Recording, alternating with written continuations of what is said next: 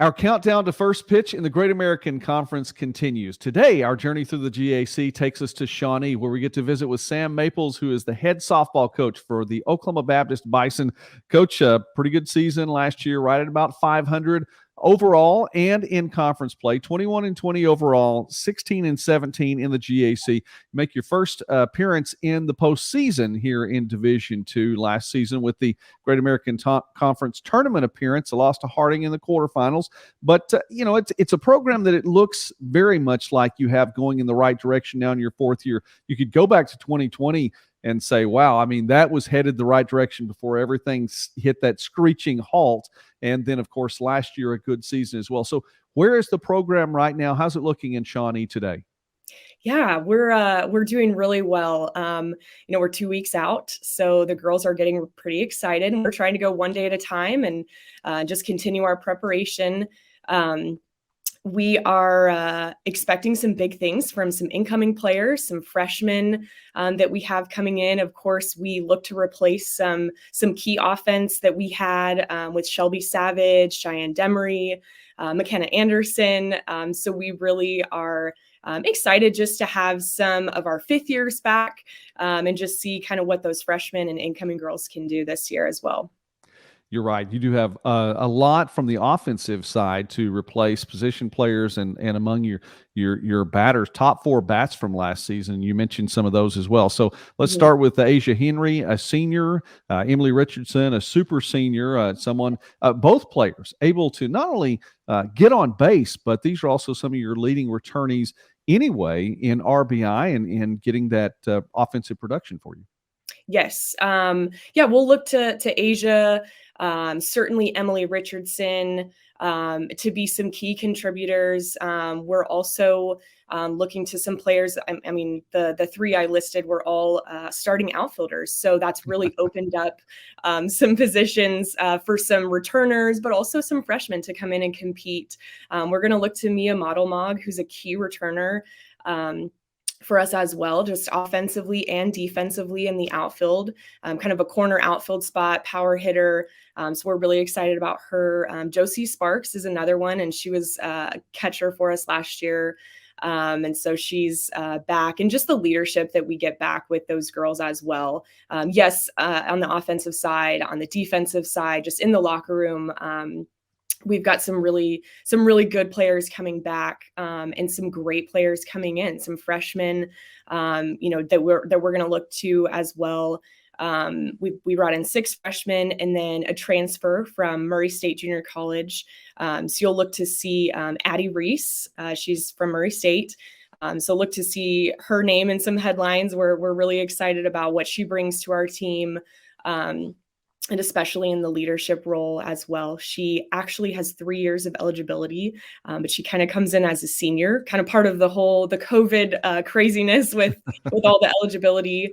But we're really excited about her. Eileen Avalar is a freshman, and her and Sam Campos both come from Brownsville, Texas. And so those are 2, girls that we think are going to come in and really be able to compete. Sammy Green, she's out of California. Another freshman, just a fantastic outfielder that can really fly, hit for some power. She can do some different things offensively for us. So look to see her as well. We've got some great talent in Gwyn Miller, another freshman out of Texas, Zoe Johnson, and Aaron Bonehill. So I think just those are to name all of my newcomers, all 7 of them. But we're really excited, I think, about the depth that we have at multiple positions and the healthy competition. You saw Emily Richardson a lot at first base last year. And obviously with her just kind of experience and leadership, we'll look to that a lot. Somebody who is a returner for us, Shelby Warden, she kind of transitioned. We had her in the outfield working last year, and she got some pinch hitting opportunities.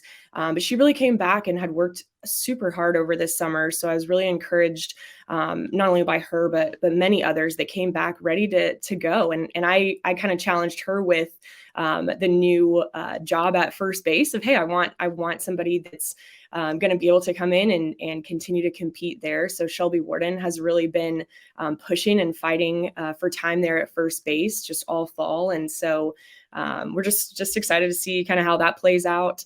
Some other fifth-year returners that bring just a ton of experience in leadership. Cheyenne Sandova, she was our starting shortstop the past couple of years. So we'll look to her as well, just for some leadership there, of course, in our infield and offensive production as well. Emily Smith, who her first year, she came in from Sierra Junior College. She was our third baseman, really. She started every game at third base. That was our COVID season. We get cut short, she comes in the following year, we needed help in the outfield. So she worked, in the outfield. So just seeing that versatility, certainly in a COVID environment where we have that depth and ability to put girls in different spots, and they're competing. So that's what you want to see as a coach. You have a lot of depth, it sounds like, and a team with some experience that now has had some more league experience in the GAC, and with all those incoming freshmen and transfers, it sounds like you have the program in a very, very good place. As we're talking with Coach Samantha Maples from Oklahoma Baptist, and Coach, now look to the circle. And all the players, you have 3 players listed solely as pitchers. You have some more in there, I know that you'll be able to use. But of those 3 players, all of them were members of your roster last year. All of your wins came from Kaylee Jones and Aspen Younts in the circle last year, and those players are coming back. Yes. Man, I can't say enough about how proud I am of them coming back, our first couple of bullpens, and they worked this summer. They worked not only on the pitches that they had, but developing new pitches.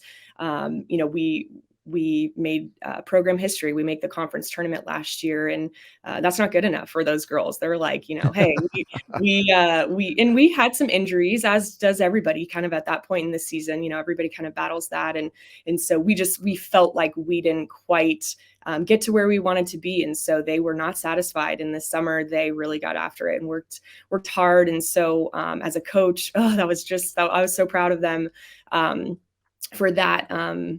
Coming back and seeing kind of how they've developed and what they've been working on, and both Kaylee and Aspen, they're going to be leaders for us again this year, certainly, and Cheyenne Eddings and just what she brings to the table. And early when she came in a couple of years ago, she battled a little bit of an injury, and so we were kind of working through that. And so I'm really encouraged just to see kind of how she's progressed this fall and what she brings to the table with our pitching staff as well. And of course, her resume coming from Seminole State Junior College as an All-American, she's obviously done it on a big stage. And so she brings a lot to our staff. And then we have Eileen Avalar, I talked about as a freshman. You may see her some in the circle as well this year, just kind of working in there. She's we call her our Swiss Army knife because she works in the infield. She's a pitcher. She can go in the outfield. She kind of does it all. So we're really looking to our pitchers to just kind of steady us and just bring even more this year than what they had last year. So. Well, Coach, you get things underway. You mentioned it's just right around the corner. It's pretty quick, and that it's going to show up.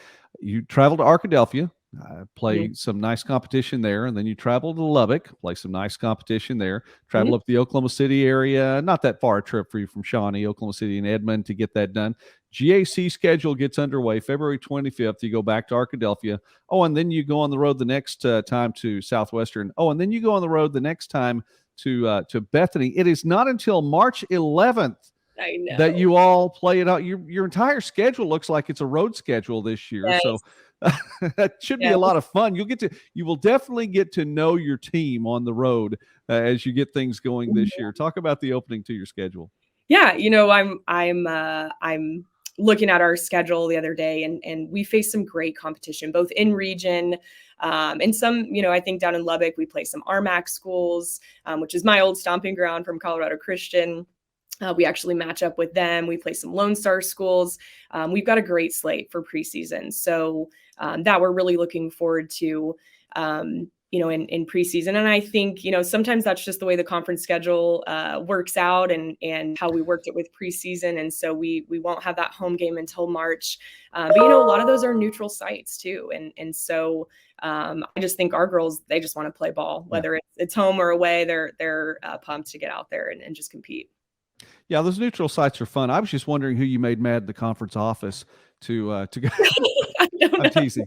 I am teasing. Oklahoma Baptist picked 6th according to the preseason coaches poll, and Coach Maples, look like you have the program headed the right direction now. We look forward to seeing you all this season. Success to the Bison as you get out there and get the 2022 campaign underway. Thank you so much for taking time with us here as we count down to first pitch in the GAC.